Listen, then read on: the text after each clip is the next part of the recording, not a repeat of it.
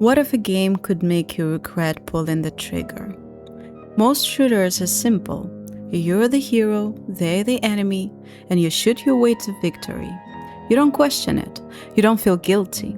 You just play. But what if a game forced you to commit a war crime with your own hands and then asked, "Did you enjoy that?" It can. This is Spec Ops The Line, and it can break you. Do you feel like a hero yet?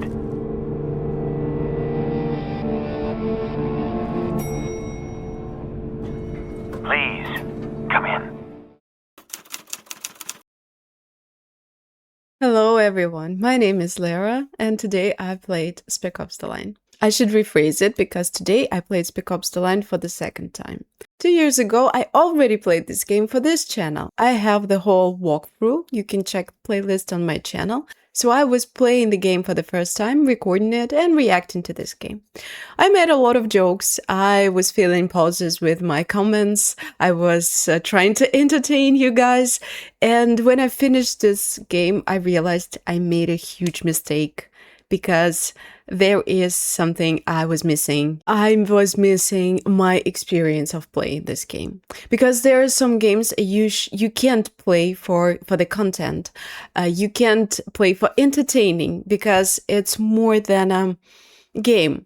It is dialogue. It is a statement. It is something different. So I've decided that I will wait a little bit till I forget what happened and we'll replay this game again. And here we are. I'm making this video essay. So I literally just finished Spec Ops The Line. I was playing it in one row the whole night. Headphones on, no camera, no chatting, no performance, nothing. I was just sitting, playing and processing everything I've just seen. And voila! It is really different. It hit me different. And I want to talk about it. A quick warning, there will be spoilers. All of them. Like literally all the spoilers that you can imagine. So if you haven't played this game, give yourself a favor, play this game, then come back. But if you already played this game, or you not even gonna do this, you just want to know what the whole fuss is all about, you are in the right place. All right, hit the subscribe and like buttons and let's begin.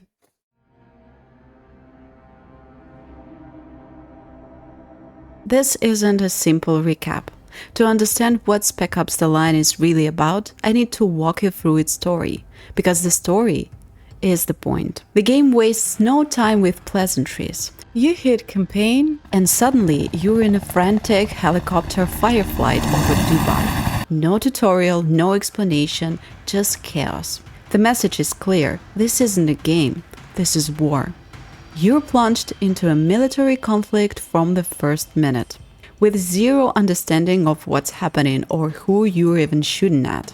The game does have cutscenes, but the pacing is so breakneck that these moments feel like a desperately needed breather, a chance to grab onto the story's tail. They're short, but you cherish every second the game lets you step back from the action and just watch the characters instead of controlling them. You play as a Captain Martin Walker, leading a 3-man Delta squad, him, Lugo and Adams, into Dubai, a city buried by catastrophic sandstorms.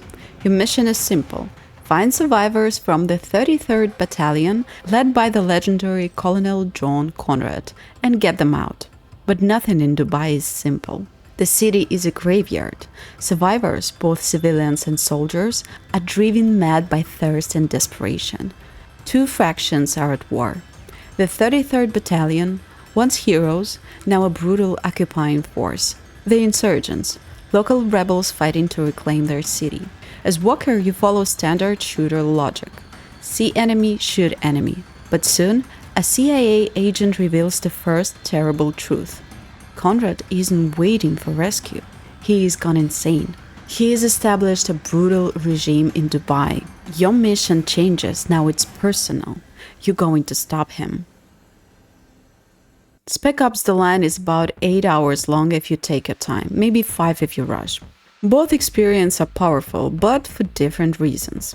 Play it slow and you have time to think. to question, to feel the weight of every decision. Play it fast, and you're swept along by momentum. You make split-second choices and only later ask, wait, should I have stopped to think about that? The game gives you choices throughout. Moments where you can execute prisoners, spare them, shoot or wait. But here's the catch, none of it matters. The game will take you by the hand, lead you through its story, and then close your hands around someone's throat and ask, are you happy now? Is this what you wanted? You cannot refuse. If you want to see the end, you must do what it tells you. Otherwise, you can't progress. You cannot avoid committing these horrors. It's not your decision, yet you have no choice. If you want to finish the game, you must do everything it commands. And then, with almost sadistic pleasure, it asks you, so do you like it? You did all of this. Welcome to Hell, Walker. We've been waiting for you.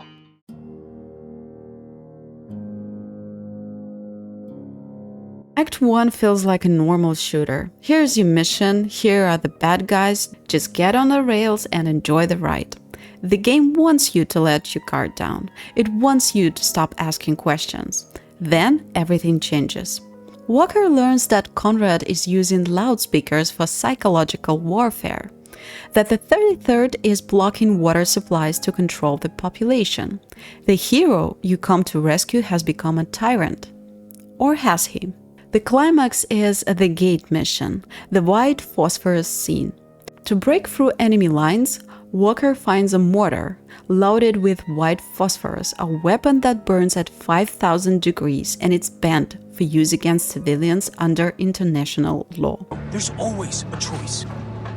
No, there's really not. The game gives you no choice. To progress, you must use it.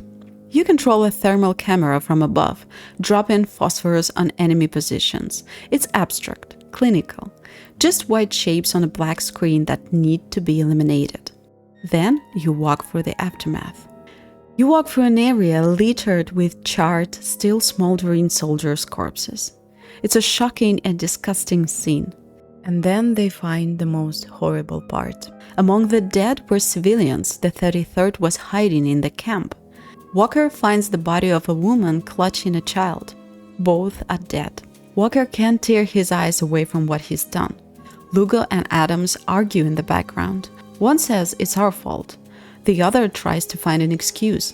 It's as if these voices are from Walker's own head, his thoughts, his decisions, his doubts.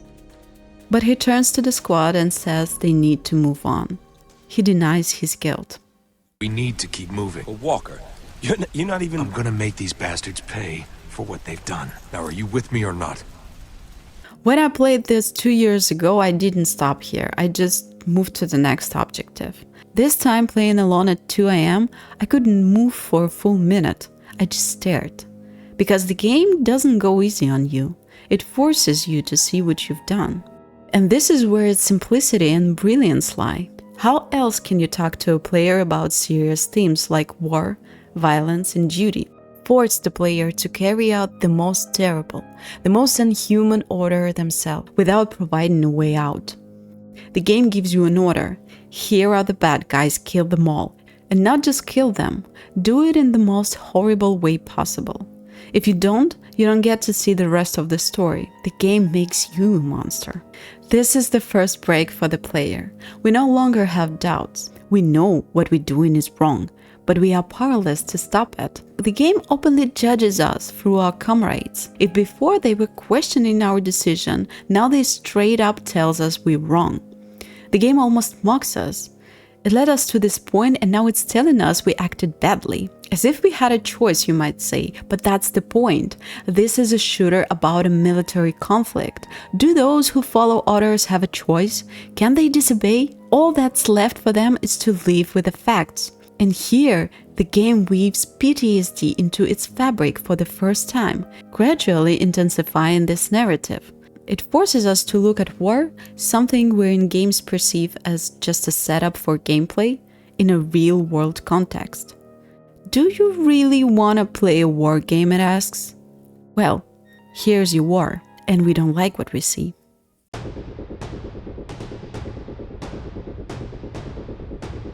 Before I go further, I have to talk about the game's level design, because it's phenomenal. Every location is so unique, so visually memorable, that I remembered every landmark after my first playthrough. The blue-fluted shopping mall, the tilted apartments, the sandstorm at the skyscraper. The game uses every trick a shooter can offer. Squad assaults, losing your weapons mid-fall, burying enemies under collapsing sand dunes. There are no filler chapters. Every level introduces something new. A weapon, a plot twist, a stunning visual moment. And here where I need to confess something. Despite everything I just told you, the burned civilians, the guilt, the horror, there was still a part of me that was having fun. Because the game is quality. The shooting is tight and satisfying. The set pieces are breathtaking. When I collapsed a building and buried a squad of enemies under tons of sand, I caught myself thinking, damn, that was cool. And then I felt sick. Because that's exactly what the game aims for. It wants you to enjoy the violence, the spectacle, the power fantasy, and then forces you to confront the fact that you enjoyed it. It's not just critiquing military shooters. It's critiquing you. It's critiquing me. By Act 3, I felt physically uncomfortable. The game kept giving me these incredible cinematic moments, explosions, dramatic slow-mo kills, badass one-liners, and I kept enjoying them.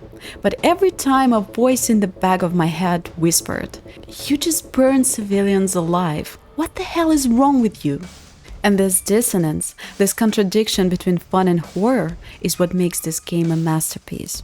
After the white phosphorus, Walker himself begins to change, both inside and out. Somewhere after the mission where they steal waters from the civilians, our hero's appearance changes. Half of his face is burned, showing us that Walker is on the brink of madness and darkness. The changes are in his voice too. Before, his commands were professional and short. Target neutralized! Tango down! On the way! Hang tight!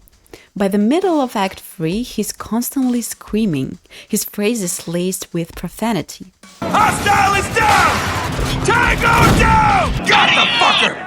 We gotta move! The professional soldier has become a killing machine filled with rage. Jesus! What the fuck did you do, Walker? And you aren't just observing this, you are leading him to this state. The player faces choices, moments that seem important but ultimately decide nothing. You have to choose who to execute, a civilian who stole water to save his family, or the soldier who arrested him and killed his family in the process. Or maybe attack the snipers aiming at them. In any case, both will end up dead. Your choice changes nothing. Later, an angry mob captures Lugo. They blame him for civilian deaths, possibly a CIA setup. You rush to save him. If you're fast, you see them hanging from a post. If you hesitate, you find him already hanged. Your speed doesn't matter, Lugo dies either way. The game hammers home a brutal truth. You are not in control. You never were. We can't give in to rage and kill dozens of civilians. We can't disperse the crowd. It's meaningless. If you're listening, Colonel, here's what happens now. I'm gonna kill every last one of your men, and then I'm gonna kill you. Later, Adams begs us to retreat and surrender, but Walker isn't ready to accept defeat. Give it up! The mission's over! We failed! Not while I'm still breathing! They come too far. Keep breathing! Run, motherfucker! Adams draws the enemy's fire and sacrifices himself, giving us a chance to push forward. Now Walker is alone. Completely, utterly alone. Walker, obsessed with killing Konrad, fights his way to the Burj Khalifa, where hallucinations intensify. The city warps around him. Dead bodies whisper. Reality fractures. Konrad's voice echoes from the loudspeakers. You've been trying to be the hero this whole time, Walker. But all you've done is kill the people you were sent to save. None of this had to happen. Finally, Walker bursts into the penthouse. Konrad delivers the final blow. And then the twist. You did this. No, you did.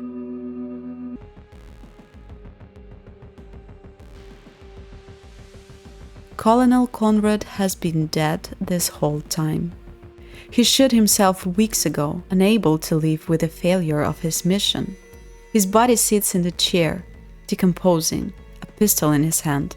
The voice Walker heard, the orders, the taunts, the psychological warfare, it was all Walker's own mind, a hallucination, a projection of his guilt and trauma.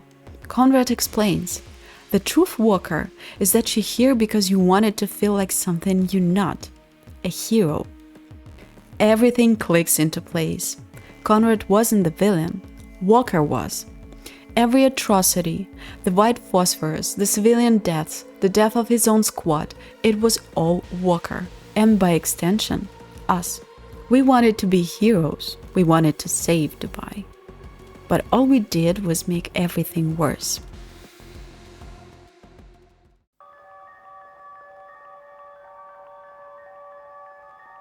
The game offers 3 endings, and this is the only time your choice actually matters.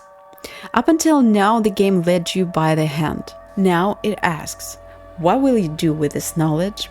Ending 1. Suicide. You can choose this ending in the conversation with Konrad we see in the vision. Essentially, here we choose whether we believe Konrad, whether we agree with him or not. If we believe him, Walker puts the gun to his head. The game is over. If we choose not to believe, 2 or even 3 more endings open up for us. Ending 2. Surrender. Walker calls for evacuation, surrenders and goes home completely broken. He is alive but shattered. He will return home, but will carry Dubai with him forever. How'd you survive all this? Who said I did? Ending 3. Massacre. Walker calls for evacuation but opens fire in return. Here, he can either lose and allow himself to be gunned down, or destroy the entire arriving squad and take Konrad's place. Gentlemen, welcome to Dubai. What the ending mean? These endings aren't about good or bad. They are about how trauma breaks people differently. In the first option, suicide, when the guilt is unbearable. Surrender, when you accept that you're broken. Massacre, when you become the very monster you fought against. The game challenges you. Which kind of broken are you? I chose surrender. Walker lowered his pistol. He will go home, but he will never be the same again. I think about soldiers who came back from real wars. How many of them chose surrender to keep on living, even when the guilt feels unbearable? How many couldn't? The game doesn't answer that. It just invites you to think about it. And 2 years later, I'm still thinking. All 3 endings are a reflection of our PTSD, how we accept the consequences of our actions, or if we even can. We see denial, acceptance, and depression. Which is for you to decide. Ending is the most important part of this game. We had to swallow a bitter pill to decide what to do with the aftertaste. As I said, there is no good ending. There is only a dialogue. A dialogue about how war is terrible, traumatic, and permanent. That war isn't a choice. It's just the terms on which you will exist. That each of us goes through this hell in our own way. And it can turn us into a pathetic imitation of ourselves. All the decisions offered for you throughout the game are an illusion, leading to the same tragic outcome. The game systematically and narratively exposes the conventions of the shooter genre, forcing the player to take responsibility for the violence they've committed so easily in other games. Spec Ops: The Line is not a story about heroism. It's a story about how war breaks a person, and how video games can be a powerful medium for telling such heavy but important stories. At the start of this video, I asked, what if a game could make you regret pulling the trigger? Spec Ops: The Line does that. But it does something more. It makes you regret wanting to pull the trigger on the first place. Every other shooter tells you, you're the hero, go save the world. And we believe it, we want to believe it, because it feels good to be a hero. This game says, what if you're not the hero? What if you never were? What if every step you took made things worse? What if the only way to win was to stop playing? Home? We can't go home. There is a line men like us have to cross. If we're lucky, we do what's necessary and then we die. No, all I really want, Captain, is peace.